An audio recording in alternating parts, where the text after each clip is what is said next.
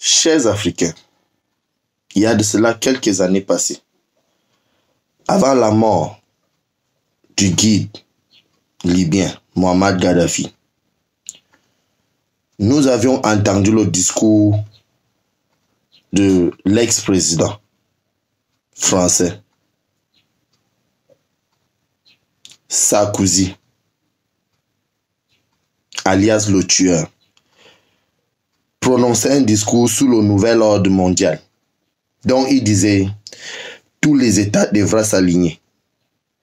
Et il avait exigé que ceux qui devraient tenir tête devraient payer de leur prix. Et le guide, le président libyen, avait payé le prix que nous connaissons tous, qu'il avait été assassiné. Donc j'appelle le peuple africain à rester éveillé parce que nos dirigeants, nos chefs d'État sont toujours contrôlés par l'Occident. Et nous savons le pourquoi. Tout simplement parce que 80% des chefs d'État africains sont au pouvoir et voulant s'éterniser au pouvoir, et c'est ça qui permet à ce que les Blancs parviennent à nous conditionner. Par exemple, le cas de mon pays, le Cameroun, dont on voit le roi Paul Biya alias Hitler après 38 ans, qui continue à massacrer le peuple et qui fait semblant d'être avec la population. Et que l'Occident le soutient parce que il danse au pas, il les donne tous les avantages que eux ils désirent, alors que le peuple crève, le peuple meurt de faim. Cela devra nous interpeller tous et chacun.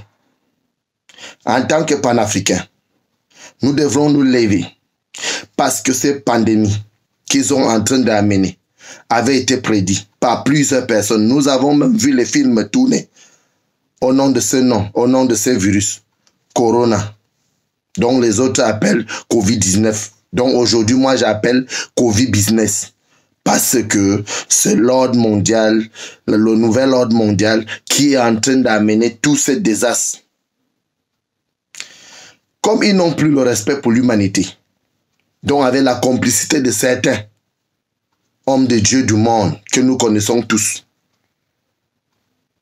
comme ils n'ont plus le respect vis-à-vis de nos personnes et de nos enfants, ou encore de notre génération ou des générations futures, nous allons nous concentrer nous-mêmes et chacun devra se sensibiliser et sensibiliser son entourage.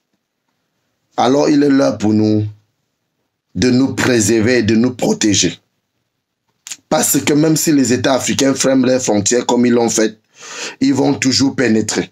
Nous avons vu les témoignages venant de certains ex-militaires qui ont pénétré l'Afrique pour injecter le virus du sida dans les corps de nos frères et sœurs qui sont déjà morts, qui n'existent plus. Donc l'histoire reviendra que lorsqu'on est contre l'Occident, c'est qu'on est contre le monde entier. Donc peuple africain, restons éveillés. Sensibilisons-nous. Nous avons les nationalistes qui ont l'amour de notre terre, de nos nations, de notre continent. Restons soudés. Aimons-nous les uns et les autres. Et prions. Sensibilisons-nous pour éviter le pire dont l'OMS venait de nous promettre. Restons ensemble. Unissons-nous pour barrer la route à ce nouvel ordre mondial dont ils avaient dit, appelé le 21e siècle, qui avait donc été prédit par l'ancien président français, je répète ici, Sarkozy, alias le tueur. Et nous demandons à tous les Africains, de tous les pays confondus, à être un pour combattre ces virus, ces Covid-19, dont j'appelle Covid-business. Je vous remercie.